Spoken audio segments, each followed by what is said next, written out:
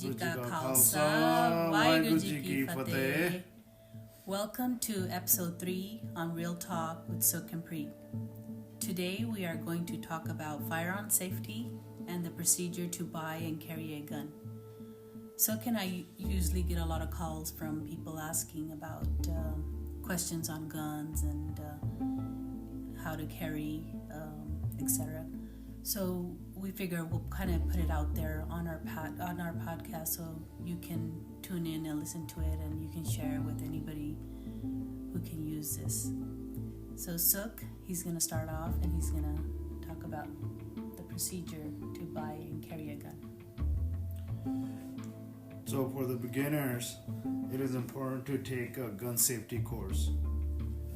I'm talking about like if you never touched a gun before, you never have shotgun. So what I'm talking about is take a gun safety course, which will identify the firearm, makes you familiar with the firearm, and it teaches you everything about the firearm. The courses will teach you the function of the gun too. So what happens with that is that's like, telling you like how does it work, what part is what, and all that. So the course is all over the place. You can Google it in your area, and that would be the way to do it. If you're thinking about buying a gun, before you buy a gun, you need to go to the shooting range and try different guns, shooting targets, etc. with different calibers, different guns, so you can feel comfortable with the gun and know which one to buy.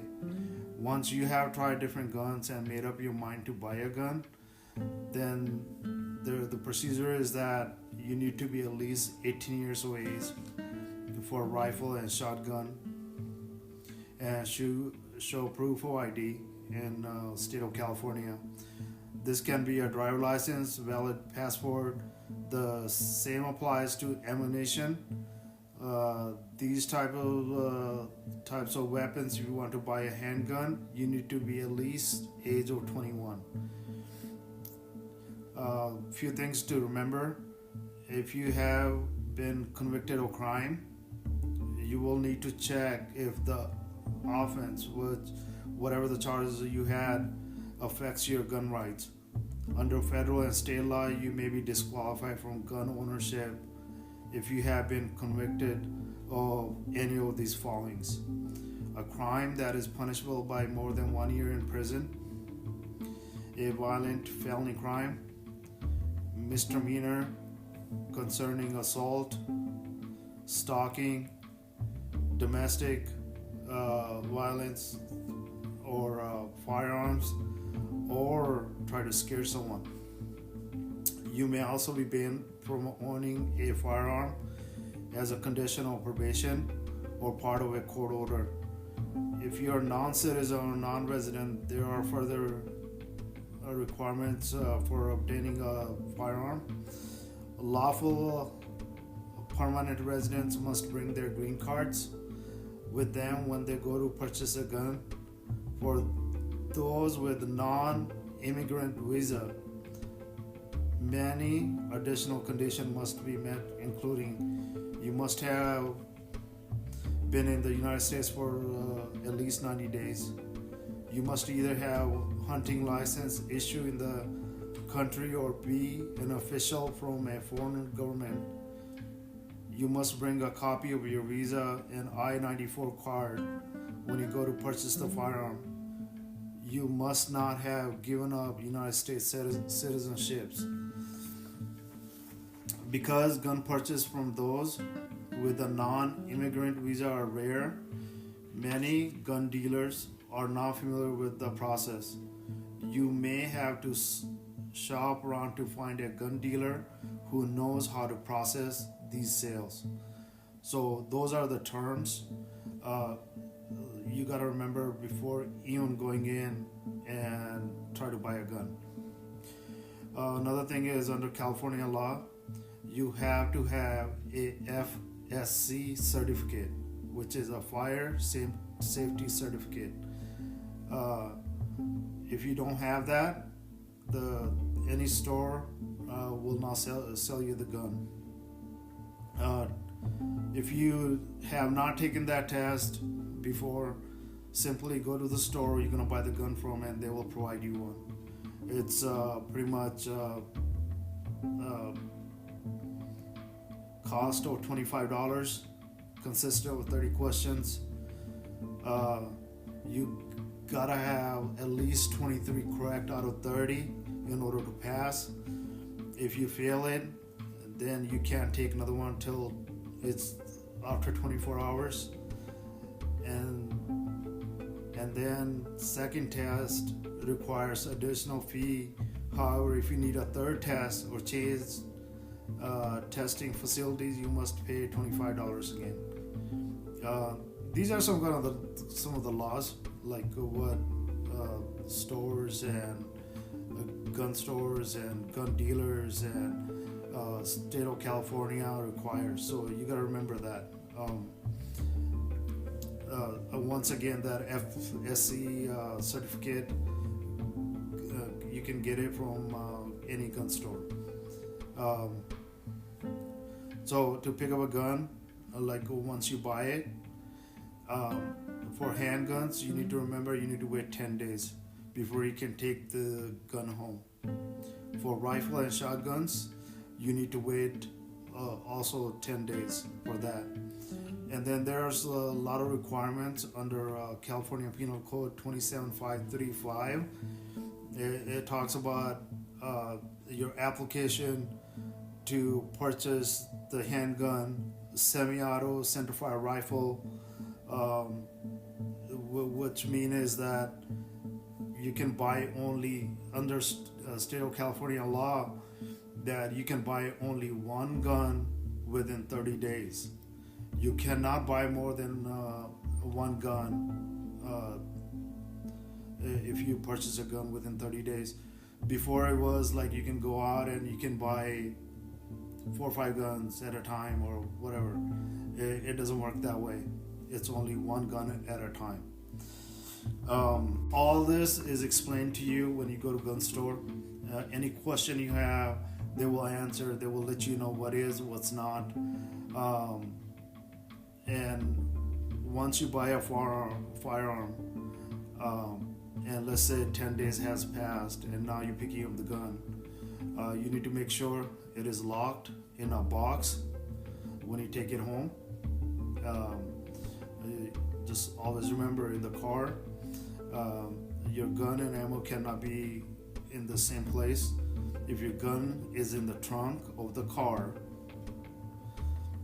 then ammo needs to be in the front of the car, or in the glove box, wherever you want to keep it. And so make sure the gun and ammo is not in the same place if you just bought a gun and you're taking it home. Under California Penal Code 25850 PC, pretty much tells you that if you don't have a CCW, which means a concealed carry weapon permit, then the loaded firearm you cannot carry in a public place.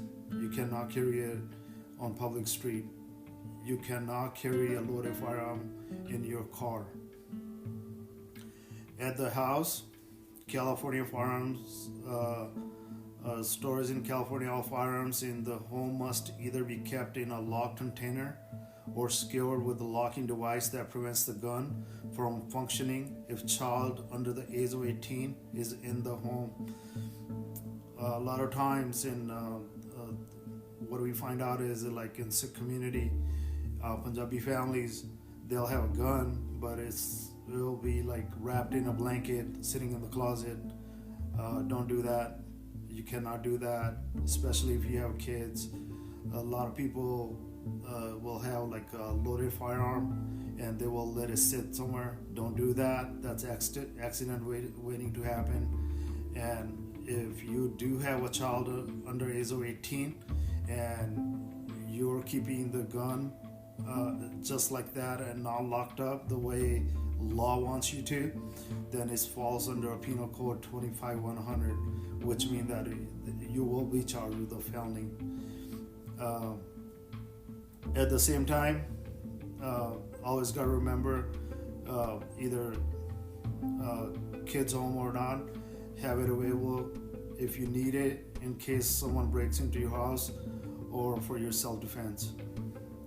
Once again, hiding in the pillows, blankets, or otherwise is against the law.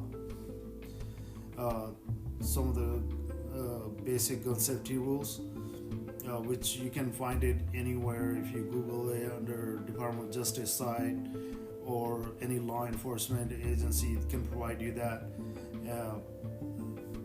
Pretty much there's like few of them. One is treat all the guns as they are loaded. Always assume that gun is loaded even if you're thinking it is unloaded.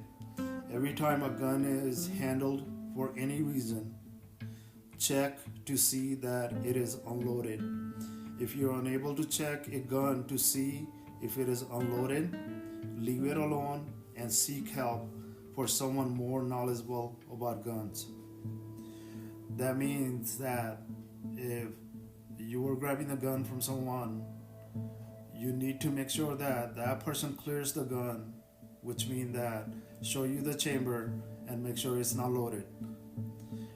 When you get the gun in your hand, you need to make sure that you need to see that chamber and it need to be cleared, because trust me when I say that anytime you touch a gun or even you look at the gun, treat that gun as it is loaded. Never think that, oh, it's unloaded, it's all good. No, always double check. Make sure you do that. Keep the gun pointed in the safest possible direction. Always be aware of where a gun is pointing. A safe direction is one where an accidental discharge of the gun will not cause injury or damage. Only point a gun at an object you intend to shoot. Never point a gun towards yourself or another person. A lot of times, if you're at the open shooting range, which means the outdoor shooting range, there's point in time that if you're out and about and it's not actual shooting range, you need to make sure that the line where it's crossed, where you're keeping your gun, nobody go in front of that gun. That gun cannot be pointing at someone at all. It's always pointing at the target, or it's pointing away from the people. Finger off the trigger until you're ready to shoot. So if you're not gonna shoot it, your finger should not be on the trigger. And that's the bottom line. That's just, there's no other way to explain that other than say that get in habit of doing that. You have gun in your hand, your finger should never be on the trigger until it's ready to fire. Always keep your finger off the trigger and outside the trigger guard until you're ready to shoot. Even though it may be comfortable to rest your finger on the trigger, it also is unsafe if you're moving around with your finger on the trigger and stumble or fall. You could pull the trigger. Sudden loud noises or movements can result in accidental discharge, because this is a natural tendency to tighten the muscle when stirred. The trigger is for firing and the handle is for the handling. So once again, let me repeat that. The trigger is for firing and the handle is for handling. So you handle the gun, not the trigger. Don't get into a photo shooting where you put your finger on the trigger and then you're over there like pointing the barrel of the gun towards your head and looking cool and taking pictures. That's where you're gonna end up blowing your head off. And a lot of accidents have happened, and I would hate to see someone getting hurt. Know your target, it is surrounding and beyond. Check that area in front of or the behind your target are safe before shooting. Beware that if the bullet misses or completely passes through the target, it could strike a person or object. Identify the target and make sure it is what you intend to shoot. If you're in doubt, don't shoot. Never fire at the target that is only a movement, color, sound, or unidentifiable shape. Beware of all the people around you before you shoot. Know how to properly operate your gun. It is important to become thoroughly familiar with your gun. You should know it is a mechanical characters, including how to properly load, unload, and clear a malfunction from your gun. Obviously, not all guns are mechanically the same. Never assume that what applies to one make or model is exactly same as another. You should direct questions regarding the operation of your gun to your firearms dealer or contact the manufacturer directly.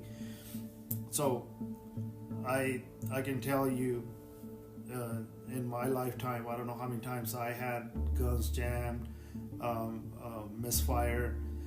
So always make sure you know how to clear the gun out, and you gotta know every single part of the gun.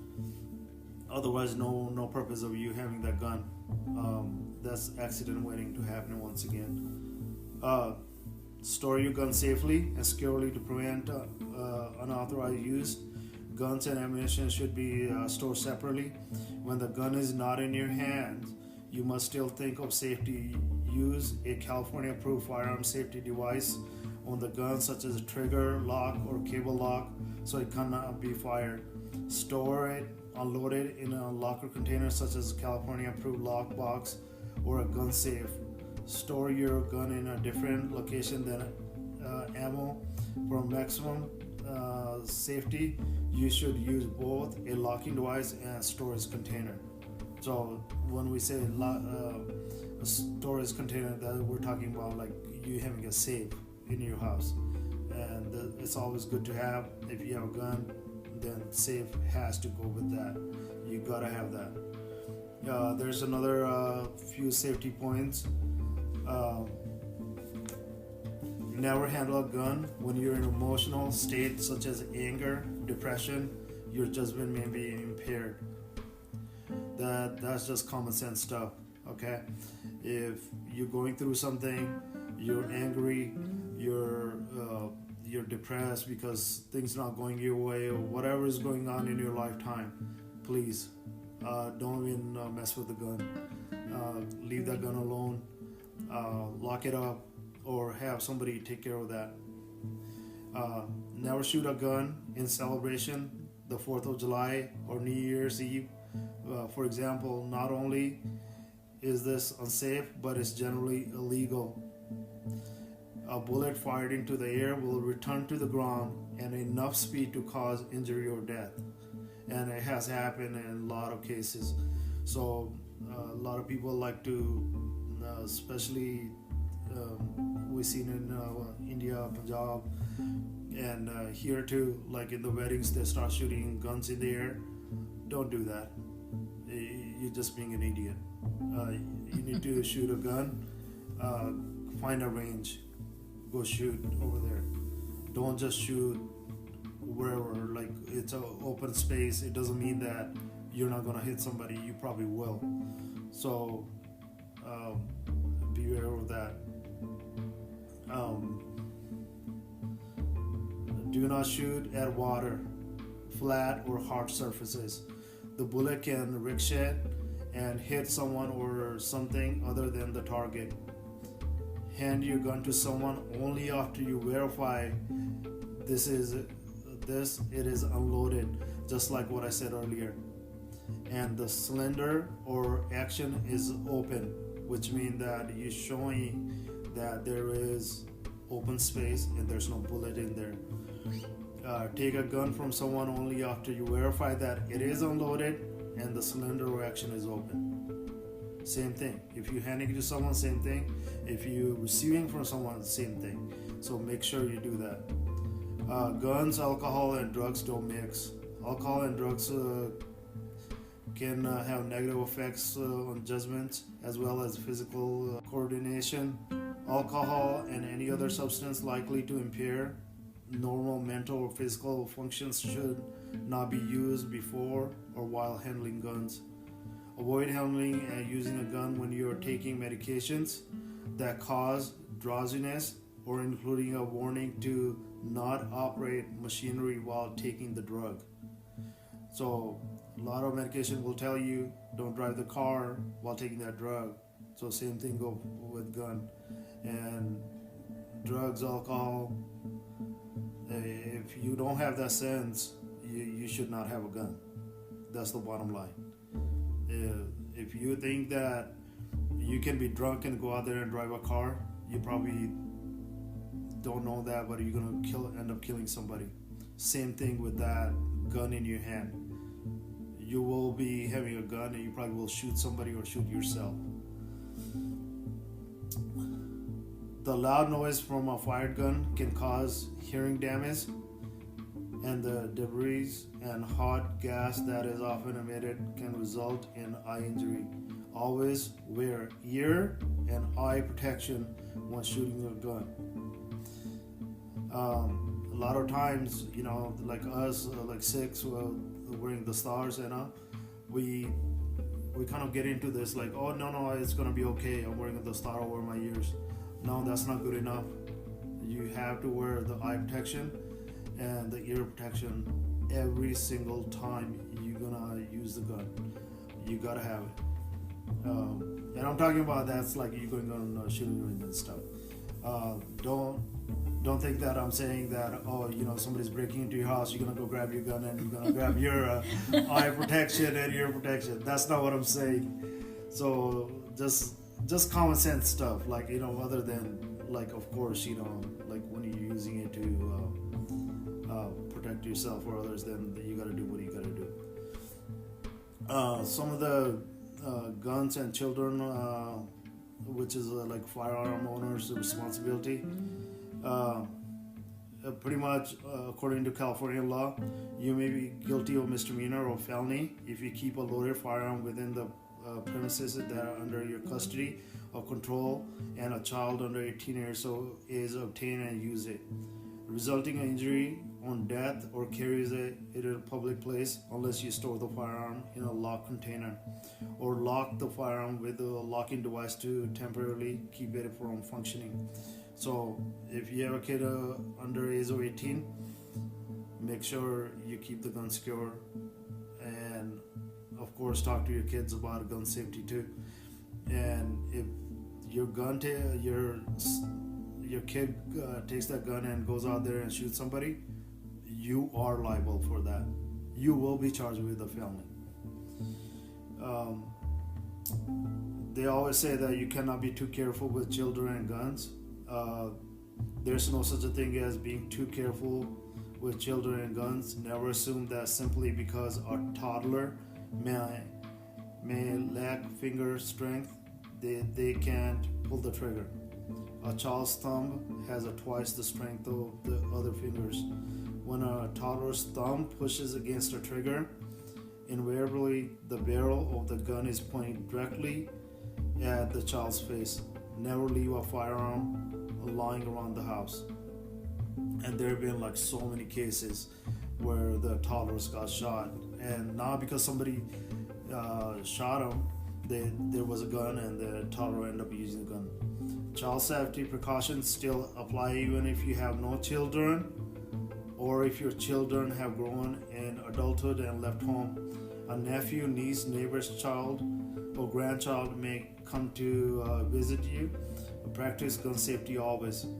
To prevent injury or death caused by improper storage of gun in a home where children are likely to be present, you should store all guns unloaded, lock them, and I can't stress enough that make sure that your firearm is safe and locked all the time.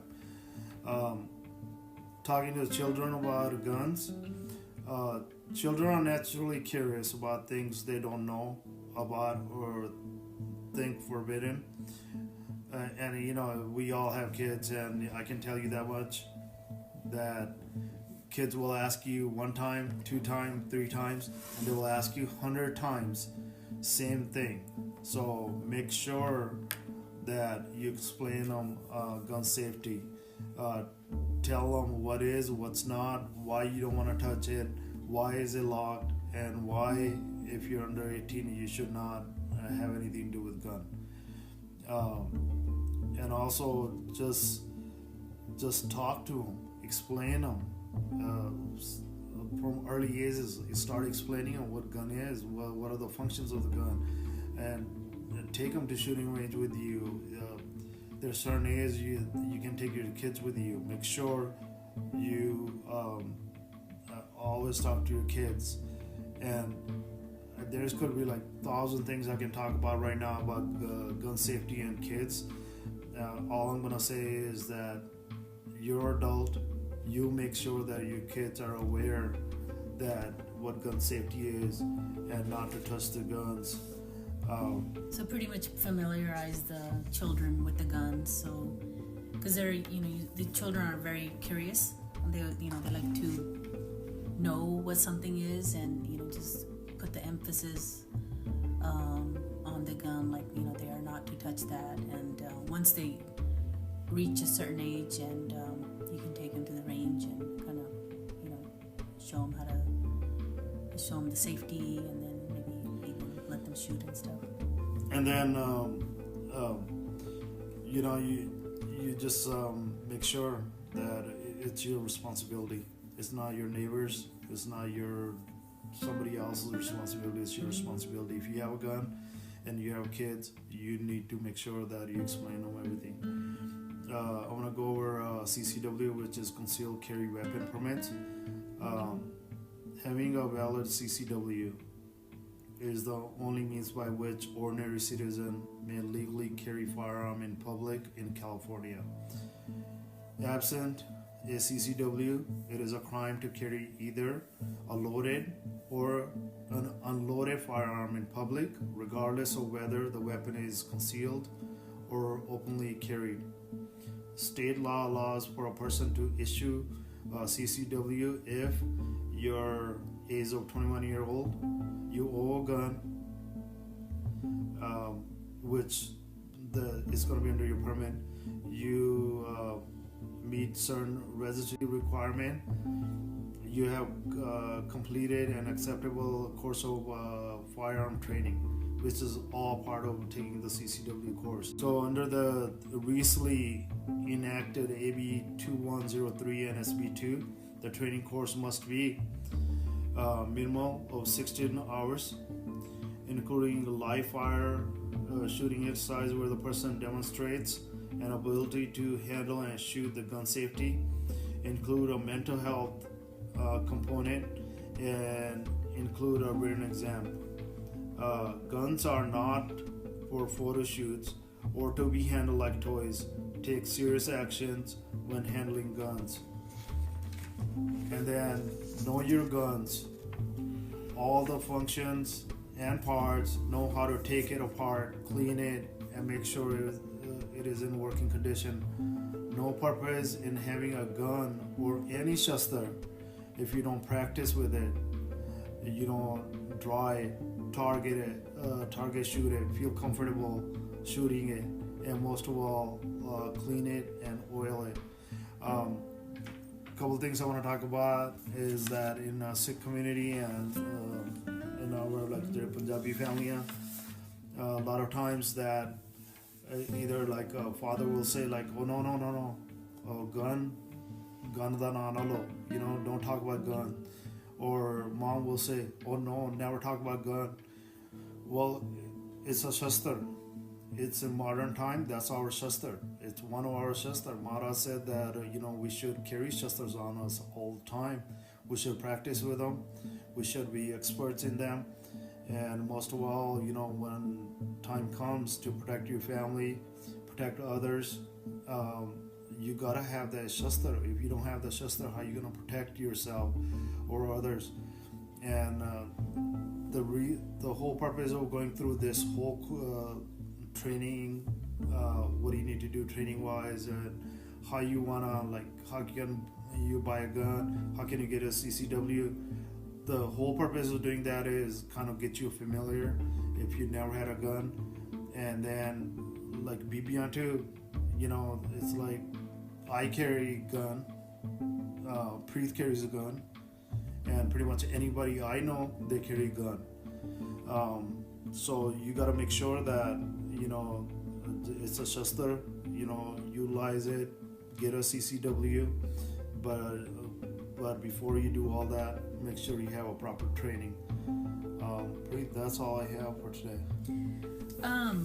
So just want to make sure you guys are all covered in this podcast is covering the California laws. Each state has different laws, so make sure you do your research and find out what the laws in your state is, and follow them accordingly. And I mean, we can't put enough emphasis that we all need to acquire a firearm. Every household, it's important. The criminals will have guns on them, and all sorts of shastars. So you want to make sure that you have your firearms and you're able to protect your family. And I think so covered pretty much everything. And remember, their shastars are never for show off. In a lot of our Punjabi community, we see that, it's all about show off, and they don't spend enough time in the range shooting, practicing, and all that. And it's like more like photo shoots. A lot of times you see them, either they're wearing it or they're carrying it, and they're not even holding the gun properly, or they're not carrying the gun properly. But photo shoot is must. It shouldn't be like that. Take it very serious. The gun, we just can't express enough that safety should be everything. And another thing I want to talk about is like just always remember, if you don't have a shastars on you, just like November of 1984, when there was a Sikh genocide committed, a lot of families, they didn't have shastars, and a lot of families, their shastars were taken away from them. They were not able to protect themselves.